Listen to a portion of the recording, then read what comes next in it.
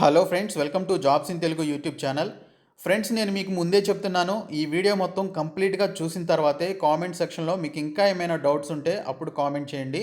అంతేగాని వీడియోలో చెప్పినటువంటి విషయాలనే మళ్ళీ మీరు కామెంట్స్ రూపంలో అడిగితే నేను మీకు రిప్లై ఇవ్వడానికి కూడా నాకు ఇబ్బందిగా ఉంటుంది.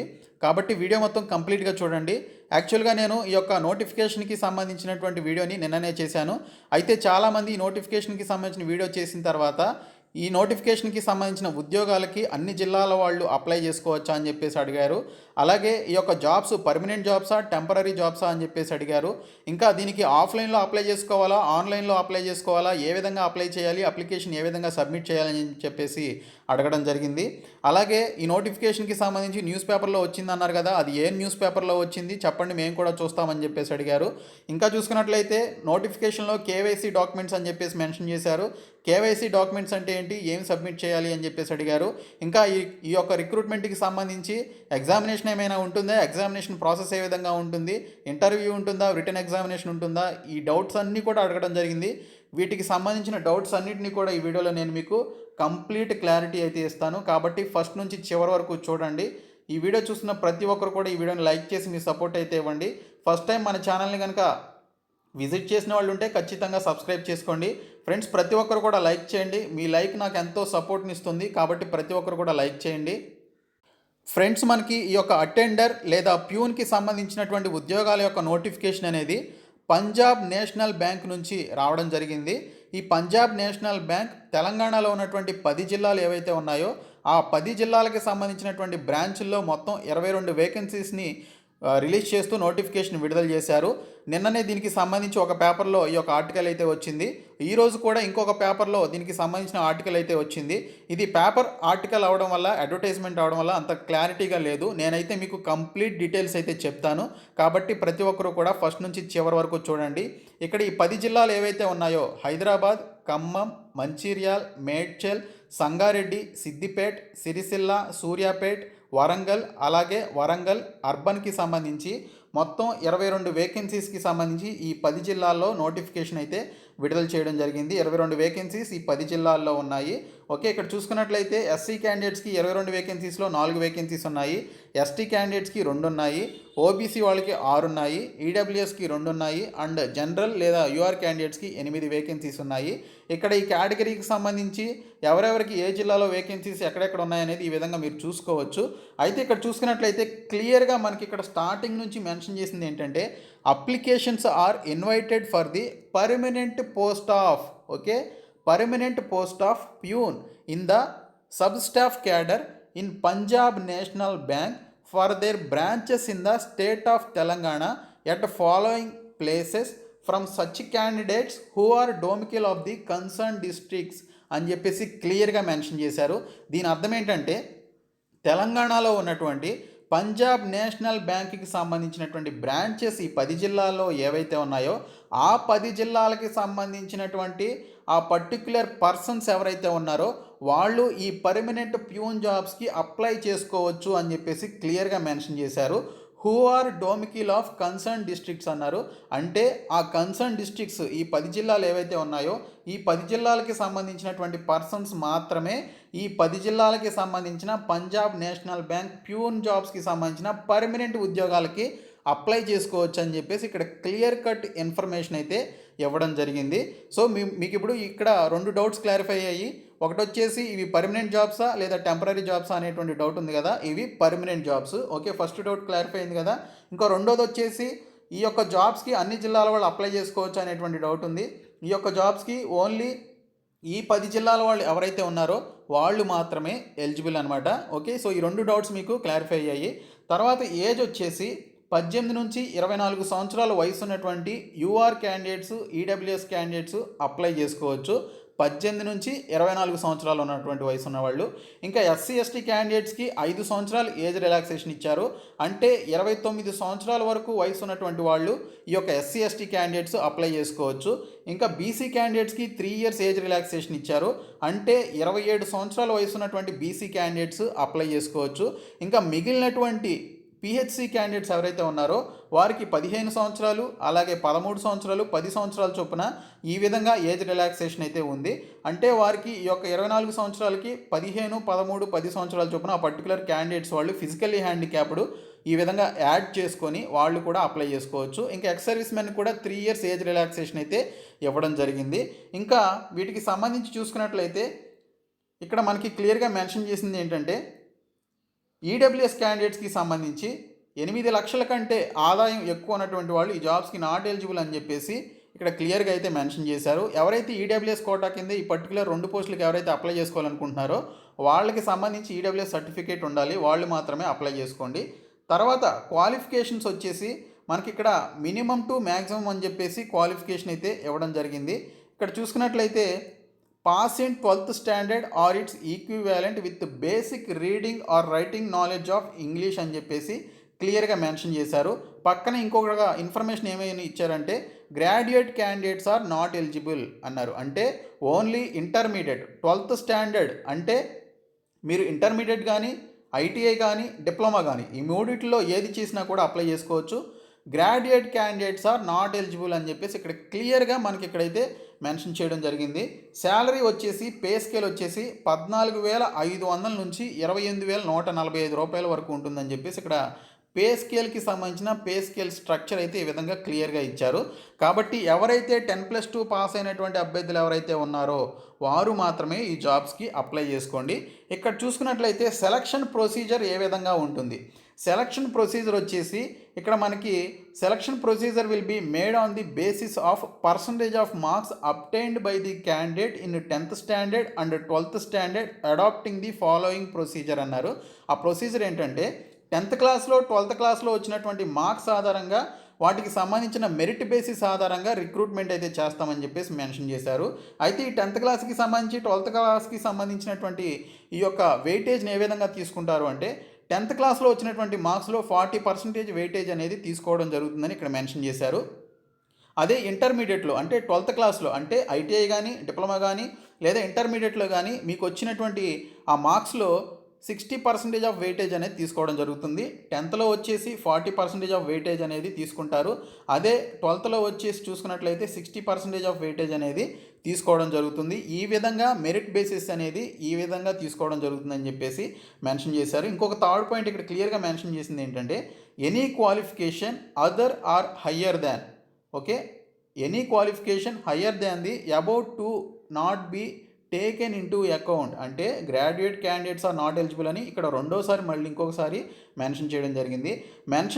పైన మెన్షన్ చేసిన ఈ యొక్క క్వాలిఫికేషన్స్కి సంబంధించి 12th స్టాండర్డ్ కంటే ఎక్కువ క్వాలిఫికేషన్స్ ఉన్నటువంటి వారిని ఎటువంటి టేకెన్ ఇన్ టు అకౌంట్లోకి తీసుకోవడం జరగదు, అంటే వారిని కన్సిడర్ చేయడం జరగదు. దే ఆర్ నాట్ ఎలిజిబుల్ అని చెప్పేసి ఇక్కడ క్లియర్గా మెన్షన్ చేశారు.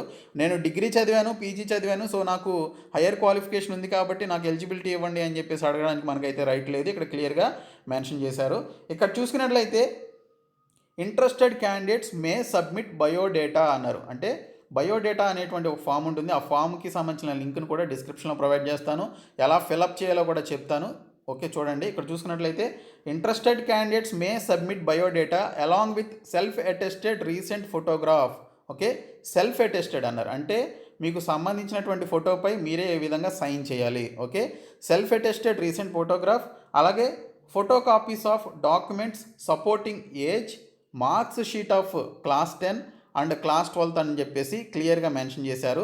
ఆర్ ఈక్వివాలెంట్ ఎగ్జామ్ అని చెప్పేసి మెన్షన్ చేశారు. అంటే 10th క్లాస్ అలాగే 12th క్లాస్కి సంబంధించినటువంటి ఈక్వివాలెంట్ ఎగ్జామ్స్ ఏవైతే ఉంటాయో ఐటీఐ కానీ, డిప్లొమా కానీ, ఇంటర్మీడియట్ కానీ, అలాగే దానితో పాటు 10th క్లాస్కి సంబంధించినటువంటి డాక్యుమెంట్స్ కూడా మీరు పెట్టాల్సి ఉంటుంది అని చెప్పేసి మెన్షన్ చేశారు. సో మార్క్స్ షీట్స్ అనేవి ఖచ్చితంగా 10th క్లాస్ అలాగే 10+2కి సంబంధించిన మార్క్స్ షీట్స్ అనేవి పెట్టాలి. రీసెంట్ పాస్పోర్ట్ ఫోటోగ్రాఫ్ ఏదైతే ఉంటుందో అది సెల్ఫ్ అటెస్టేషన్ చేసి పెట్టాలి. సో ఈ 2 పెట్టాలి. దీనితో పాటు ఇక్కడ చూసుకున్నట్లయితే పర్మనెంట్ రెసిడెంట్స్కి సంబంధించినటువంటి రెసిడెంట్ సర్టిఫికేట్ కూడా పెట్టాల్సి ఉంటుంది. ఒకవేళ రెసిడెంట్ సర్టిఫికేట్ లేకపోతే ఇక్కడ permanent resident or registration with district employment exchange ఆఫీస్లో, ఓకే, మీరు డిస్ట్రిక్ట్ ఎంప్లాయ్మెంట్ ఎక్స్చేంజ్ ఆఫీస్లో కనుక ఆ యొక్క ఈ యొక్క ఎంప్లాయ్మెంట్ కార్డ్ ఏదైతే పొంది ఉన్నారో అది పెట్టినా కూడా ఎటువంటి ప్రాబ్లం ఉండదని ఇక్కడ క్లియర్గా మెన్షన్ చేశారు. సో పెడితే రెసిడెంట్ సర్టిఫికేట్ పెట్టండి, లేదా ఎంప్లాయ్మెంట్ ఎక్స్చేంజ్లో మీరు ఏదైతే ఎంప్లాయ్మెంట్ కార్డు పొందారో దానికి సంబంధించినటువంటి ప్రూఫ్ అనేది పెట్టాల్సి ఉంటుంది. ఎందుకు అంటే ఈ 10 జిల్లాలకి సంబంధించినటువంటి వాళ్ళు ఎవరైతే అప్లై చేస్తారో నేను ఈ జిల్లాకి సంబంధించిన వాడినే అని చెప్పుకోవడానికి సంబంధించినటువంటి ప్రూఫ్ అని చెప్పేసి ఇక్కడ క్లియర్గా మెన్షన్ చేశారు.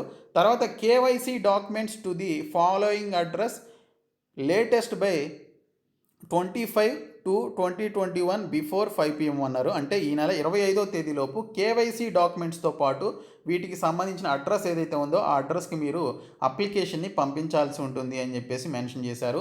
కేవైసీ డాక్యుమెంట్స్ అంటే ఏంటి?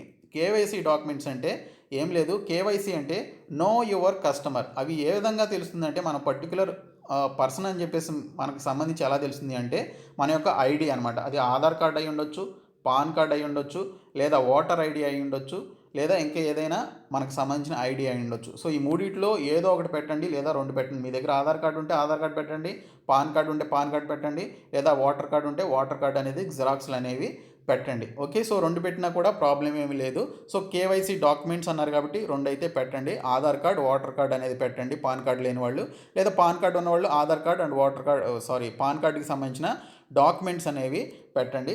తర్వాత ఇక్కడ చూసుకున్నట్లయితే envelope contains application form should be superscribed by post applied for and district name అని చెప్పేసి క్లియర్గా మెన్షన్ చేశారు. అంటే ఇక్కడ ఒక ఎన్వలప్ ఉంటుంది కదా, మన అప్లికేషన్ అండ్ డాక్యుమెంట్స్ అన్నింటినీ కూడా ఒక ఎన్వలప్లో పెట్టి మనం దాన్ని గమ్ముతో అంటిస్తాం కదా. సో అప్పుడు ఏం చేయాలి అంటే పైన మీరు ఏ పోస్ట్కి అప్లై చేస్తున్నారు అనేది మెన్షన్ చేయాలి. అలాగే ఏ జిల్లాకి సంబంధించినటువంటి వాళ్ళు అనేది మెన్షన్ చేయాలి. Application to the post of peon అని చెప్పేసి మెన్షన్ చేయండి. మెన్షన్ చేసి దాని కింద మీరు ఏ జిల్లాకి సంబంధించినటువంటి వాళ్ళు, అలాగే ఏ అడ్రస్ ఏంటనేది అడ్రస్ కూడా క్లియర్గా టు అడ్రస్ అనేది మీరు క్లియర్గా ఫ్రమ్ అడ్రస్ అనేది క్లియర్గా మెన్షన్ చేయండి. మెన్షన్ చేసిన తర్వాత ఇక్కడ చూసుకున్నట్లయితే the detail of the advertisement is also available in every branch of PNB under Secunderabad circle అని చెప్పేసి క్లియర్గా మెన్షన్ చేశారు. పంజాబ్ నేషనల్ బ్యాంక్కి సంబంధించినటువంటి సికింద్రాబాద్ సర్కిల్లో ఉన్నటువంటి ఈ యొక్క బ్రాంచెస్ ఏవైతే ఉన్నాయో ఆ బ్రాంచెస్ ప్రతి దానిలో కూడా ఈ యొక్క అడ్వర్టైజ్మెంట్ అవైలబిలిటీలో ఉంది, వెళ్ళి చూసుకోండి అని చెప్పేసి ఇక్కడ క్లియర్గా మెన్షన్ చేశారు. Interested candidates fulfilling all the above eligibility criteria May submit their application to the below mentioned address అని చెప్పేసి క్లియర్గా మెన్షన్ చేశారు. ఎవరికైతే పైన మెన్షన్ చేసినటువంటి ఎలిజిబిలిటీ క్రైటీరియాస్ ఎవరికైతే ఉన్నాయో వాళ్ళు ఇక్కడ మెన్షన్ చేసినటువంటి యొక్క అడ్రస్కి అప్లికేషన్స్ని సబ్మిట్ చేయండి అని చెప్పేసి మెన్షన్ చేశారు. సో ఇక్కడ ఉన్నటువంటి అడ్రస్ ఏంటంటే Punjab National Bank, circle office, Secunderabad 103 82-248A, Maharshi house, road number 3, Banjara Hills, Hyderabad 34 అని చెప్పేసి ఇక్కడ క్లియర్గా అడ్రస్ అయితే ఇచ్చారు. ఈ అడ్రస్కి మీరు డైరెక్ట్గా వెళ్ళి ఇచ్చినా కూడా ప్రాబ్లం లేదు, లేదా పోస్ట్ ద్వారా పంపించినా కూడా ప్రాబ్లం లేదు. ఖచ్చితంగా ఎన్వలప్లో పెట్టి మీరు అప్లికేషన్స్ అయితే సబ్మిట్ చేయాలి. తర్వాత ప్లీజ్ నోట్ అని చెప్పేసి ఇక్కడ ఇంకొక ఇన్ఫర్మేషన్ ఇచ్చారు. అదేంటంటే applications received after 25/2/2021 and without proof of permanent residence or proof of domicile will not be considered. ఇక్కడ క్లియర్గా మెన్షన్ చేసింది ఏంటంటే ఓన్లీ ఈ 10 జిల్లాల వాళ్ళే అప్లై చేసుకోవాలి. అంటే ఇక్కడ మనకి క్లియర్గా మీరు రెసిడెన్సీకి సంబంధించి నేను ఈ జిల్లాకి సంబంధించిన వాడినే అని చెప్పేసి మనకి క్లియర్గా ఇచ్చారు. కాబట్టి ఈ 10 జిల్లాల వాళ్ళే ఎలిజిబుల్ అనమాట. కాబట్టి ఈ 10 జిల్లాల వాళ్ళు మాత్రమే ఈ యొక్క పర్మనెంట్ జాబ్స్కి అప్లై చేసుకోవచ్చు అని చెప్పేసి ఇక్కడ క్లియర్గా అయితే ఇవ్వడం జరిగింది. ఈ నెల 25వ తేదీ తర్వాత కనుక అప్లికేషన్స్ ఇస్తే వాటిని కన్సిడర్ చెయ్యము అని చెప్పేసి మెన్షన్ చేశారు. ఇంకొకటి this notice is addendum to the earlier 2 notices published in this newspaper on 9/2/2021 and 10/2/2021 అని చెప్పేసి క్లియర్గా మెన్షన్ చేశారు. ఇదే న్యూస్ పేపర్లో ఆల్రెడీ ఈ నెల 9వ తేదీన 10వ తేదీన ఈ యొక్క అడ్వర్టైజ్మెంట్ని ప్రచురించడం జరిగింది అని చెప్పేసి కూడా ఇక్కడైతే ఇవ్వడం జరిగింది. ఇప్పుడు అప్లికేషన్ ఏ విధంగా ఫిలప్ చేయాలని చెప్తాను, కాబట్టి ప్రతి ఒక్కరూ కూడా చూడండి. ఇప్పుడు అర్థమైంది కదా, మీకు అన్ని డౌట్స్ కూడా క్లారిఫై అయ్యాయి. కేవైసీ అంటే ఏంటి అండ్ ఇతర విషయాలు అన్నీ కూడా మీకు కంప్లీట్గా చెప్పాను. ఇప్పుడు అప్లికేషన్ ఏ విధంగా ఫిలప్ చేయాలనేది చెప్తాను. ఫ్రెండ్స్, ఇది మీరు అప్లై చేసుకోవడానికి సంబంధించిన బయోడేటా ఫామ్. ఇది ఇక్కడ చూసుకున్నట్లయితే పైన మీ ఫోటో అనేది ఈ విధంగా పెట్టండి, దానిపైన సెల్ఫ్ అటెస్టేషన్ అనేది ఈ విధంగా చేయండి. చేసిన తర్వాత ఇక్కడ పోస్ట్ అప్లైడ్ ఫర్ అని ఉంది కదా, applied for the post of peon అని చెప్పేసి మెన్షన్ చేయండి.